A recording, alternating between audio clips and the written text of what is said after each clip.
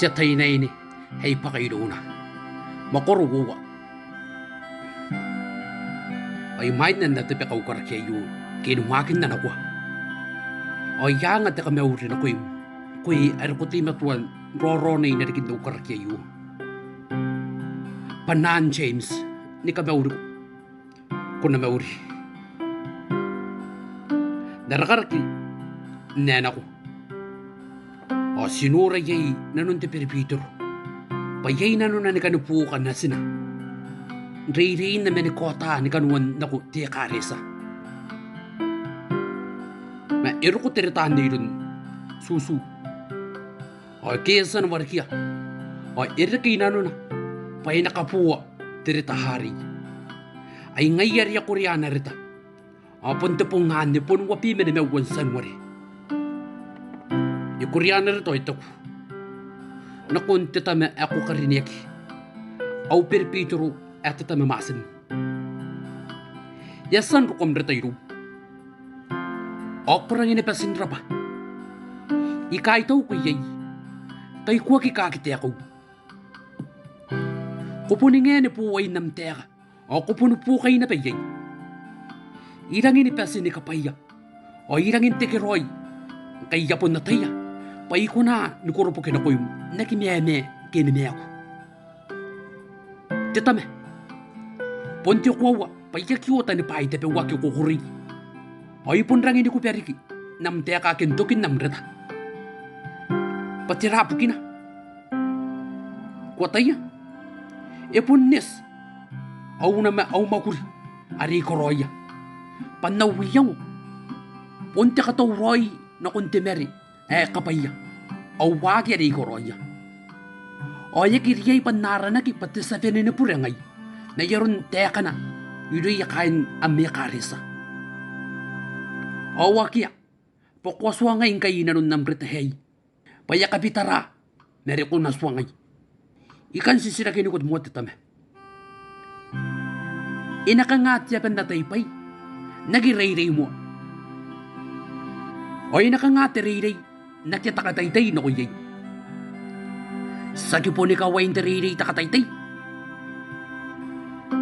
Nangan ni kutuwa na titekan rapi ako yapera. O ikangay titekan.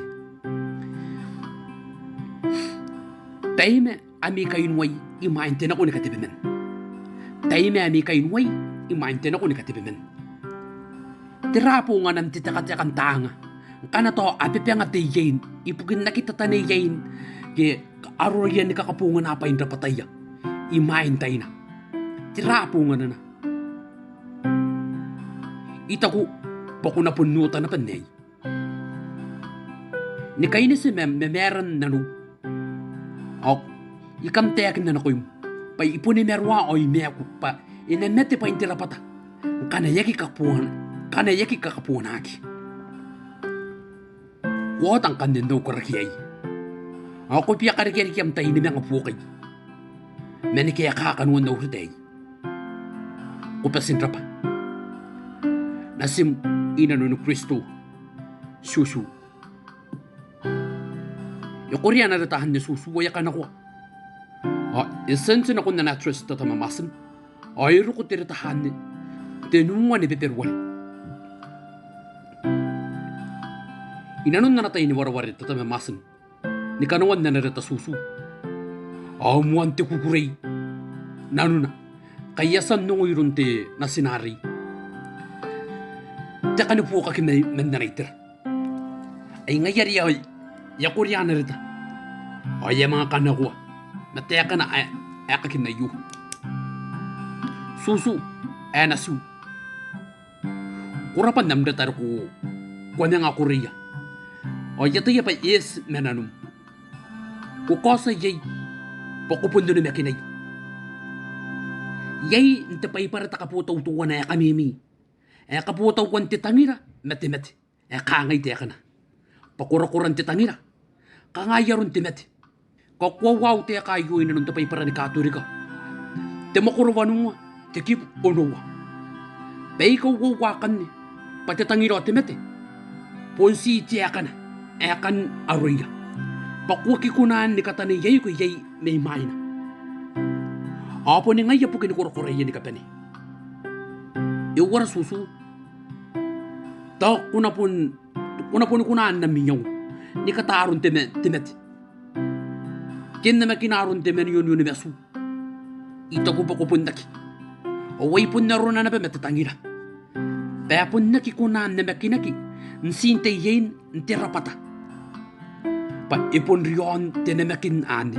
O irangin nukur. Aron na makinan titangila. Susu. Iyango takabuto wenangan kwen. To ko nakatani yay, hindi kipe na komentuwani kipe. Hindi peri yara nagpatapalum. O to, inakangayam yung. Iroy ririki, takataytay ni kipe na kum. Ni kipe na kumuamenti peri ya kipe sinti kitata. To men tau bukin tiyaus, kito taperantay yan ni. Nangka na to, kukipe na komentir kitata. Eto apuy kini me apuy ito plus. Ako na po ni pukitaw ko yon tanu, imainukin ang parun. O ina po ni mo ito warurum. O po ni peni kipe na ko, mentewani kipe. Eto, irawat yung ate plus iriyatan na. Kana ko tang irawukin ng parun. Meteru, nakita ka po ni payay. O wayaro na na pa metatangira. Waki ko na ni kataytay isinanukun timeri. Pasi ane, yakunan natakiyay ni kuwa aron kami min titangira. Ako na nimamaguriroyay. Ako na nimamaguriroyay pa intirapata. Naron na ako. Hey kariyay. Nuorya na su. Erangin nukurwarun to puta kiniyain na puntimeri. Akyat yan ko riyay. Akyat me ako yay. Pa inakapwaka kaki. Akyat tapiyay yang ayron tiyomita. Pato inakita na giron rona. O yaki meka kinapatipi kuku. Are mo ina. O tapay monte kakawa kidikiyay. Pa imawa titay yay. Ipukinikotan titangira. Makarikiyan tupunan. O keta ni kaangangan na pupuka. Ay kariyade kini muanti katakaya taanin ngayon. Nasu, susu. Ita meruang kay kuka ni katawroy ko na kontimeri. Me uring nga. Pati mo na pa'y iriya ya taanin ngayon. Punsaki kapuan rapataya. Me po ni kapuan tinano. O tiyang. Ang kanatoyay kaangangan tiyay ni pukini memeran tira patatuwa na metuwa na. O ipuni ko na ni ketaki. No kung tito agad. Men ni ko ataki aro na ni kapene. Imain titakataka ni Mary. Yaki nang inikaangangan ni susu. Na oin roy ti kaanganga iriri kina may sintitay imera na yatan niyin. Punto pupo kan tenan. O to pupo kan tiyong. Naroon nariyasan tekin na. Ani pa kan tarayam wata ni katangtang. Wasan nori ya kain takatangtang ni katawroy ayapay ni katangtang. Apen ni kapuro mo tangintay yan bu. Yoko na ni kaputaw wakit emeri. Me aron takatangtang. Patira. Akapuro mo tangintay yan ni karay. Ormi. Asi paputa kimatangintay yan suram. O tayo ni pikura. Ay wana na pametimeri. Pa akapuro wag mo na nuya. Me ayayang utaan niyin. Awasi pa puta kirapatay yarimi. Kana ko kan katuroy ko no kuntimeri. Ate mo ni pay. Ako naririnig ko na ni katanigay ko yay. Puni kapuro wan tinano na tiyang. Ako po nakitapin ni kapu. Kupon nakitapin ni korowa. Ani. Ang kana to ako kataytay. Hindi yayin nakyakakay sinan ko na. Kana ko korowahan niya na su. Ako po ni kametiyan na numiyay na amnamakin. Kumpun riyay ni me ako. Pa inagi ko nandikita kay Rom tinanun tangira. Ang kano ko katuroy ko no kontimere. Ni papay na yay tayin na kyakaka. Ako na punsitap metapay ni katuto.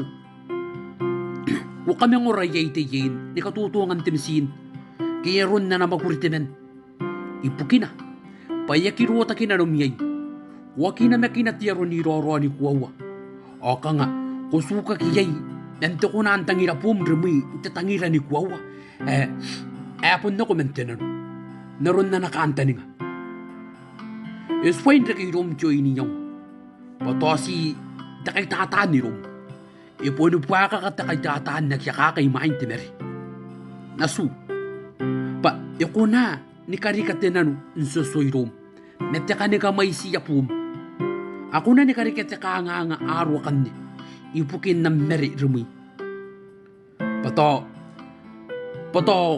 kung narigan ako, nikatukan na nung naruarway ka api pa. Ay ka nakarikita ka nga ng tayo ay karumi. Pati na nasusuan eh. Yung na ni karikya ka nga, yung na ni karikya ka nga. Ay ka pa sinig. Ay na kuna na panurwa, kapayan timeri. Nakuha ni Peripitro. O yak itu kini bibit yakin tapitay. Dupuki ka nga ay kare kay meron na yatani ngayon.